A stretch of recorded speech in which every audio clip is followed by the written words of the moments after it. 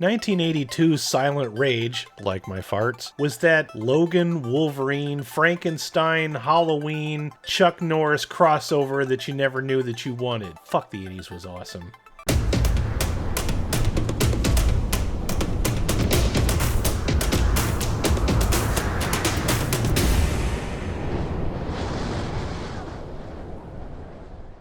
He must face an indestructible man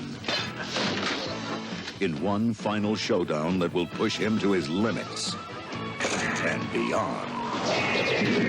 Chuck Norris in Silent Rage. So Silent Rage was directed by Michael Miller, who up to this point had only directed 3 exploitation movies: Street Girls, Jackson County Jail, and Outside Chance, all movies about prisons or women's in prison. So how he transitioned from this to that, I don't know. The setup of this movie you would think sounds like a canon film, but surprisingly, this is Columbia Pictures and some company called Top Kick Productions. I don't know what that is. I'm not going to research it. But yeah, Chuck Norris is in a horror movie. John Kirby is our villain in the movie. He's going nuts. He's living in a house. He's living with these people. We don't know if he's in a halfway house or if this is his family. Doesn't really say. Not really important. We know it's really hot outside because the guy is dripping with sweat. All the windows are open. These kids are tear-assing around the house, screaming at the top of their lungs. This lady's bitching at them constantly. And then John Kirby just does what I would call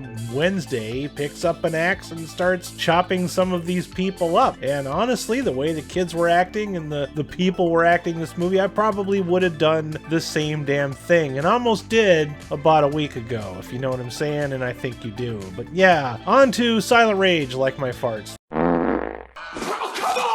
Look, there's no way I'm going to be able to finish this review without saying that. I am a giant man-child. I'm not mature enough to get through this review without saying that over and over and over again, so just get used to it. There may be an initial release of wind.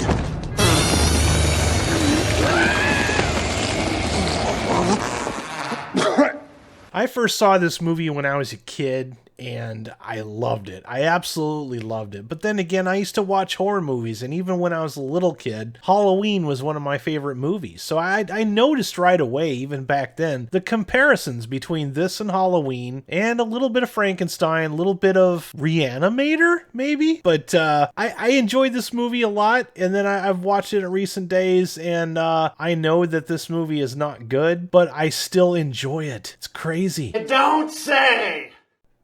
So the premise for this movie is very simple. John Kirby has a really bad day.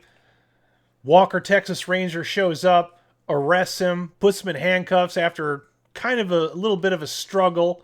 Then while he's in the police car, he breaks out of the handcuffs, kicks the door off the squad car, breaks out, grabs a shotgun from the first cop that tries to restrain him. And of course, the rest of the police department unloads all of the ammo on this guy, and he's full of holes. So he gets taken to a hospital in Jerkwater, wherever this is, where they just happen to conveniently be working on genetic research. And as they're operating on him and realize that he's a lost cause, one of the scientists or doctors, whatever you want to call them, decide to inject him with an experimental serum that's supposed to repair tissue. So when they inject him, they basically turn him into Logan. That's correct. He can heal. He can no longer speak. He's still insane, but he can heal. That's the premise of the movie. Of course, Chuck Norris has to eventually take him down. They show it in the trailer. But the problem is, the rest of this movie is a lot of padding. So what you have to do is have a whole subplot with a bunch of biker gangs so that you can have Chuck Norris do his Chuck Norris and Chuck Norris some people. Hey,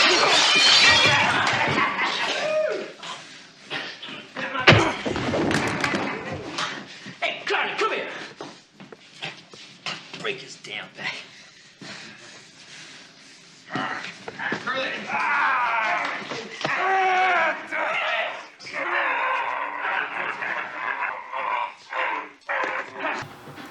Yes, kick the shit out of that guy. And fuck that guy too.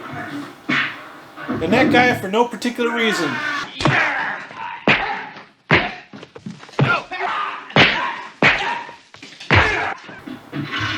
You know, I think I may be in love. You know, I just may go right back in there and ask her out for a date. You know that?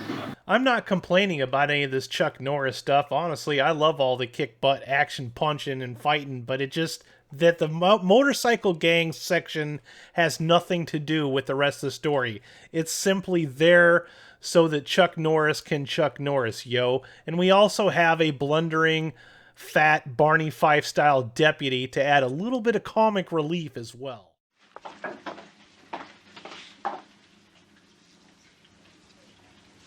Dan?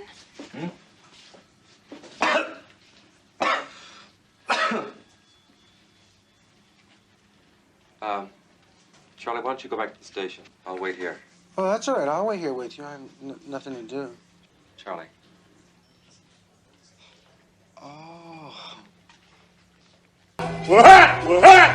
It's hard not to address the issue that when this movie is being a horror movie, it is definitely copying a lot of other much better horror movies, like glaringly obvious.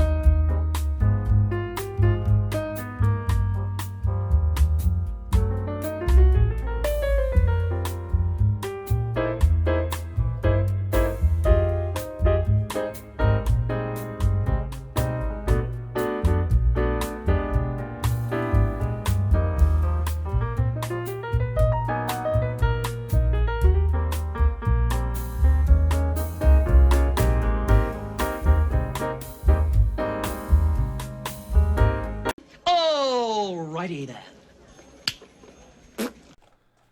And still, despite this movie having a lot of blatant rip-offs of other better movies, the fact that it's a Chuck Norris movie and a slasher, the fact that even the music copies music from Halloween, still, I like this movie.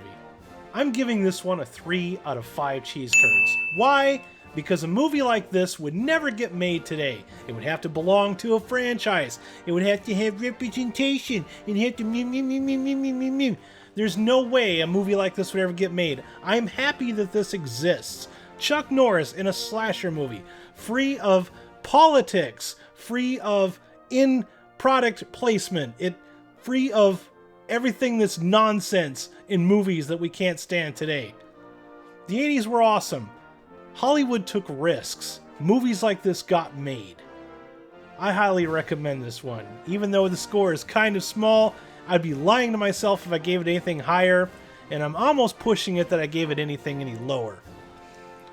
You guys have yourselves a groovy day, and this is the Groovinator signing out. Peace. I wonder why they never had a scene like this in Sons of Anarchy. Silent Rage, bitch! Like my farts.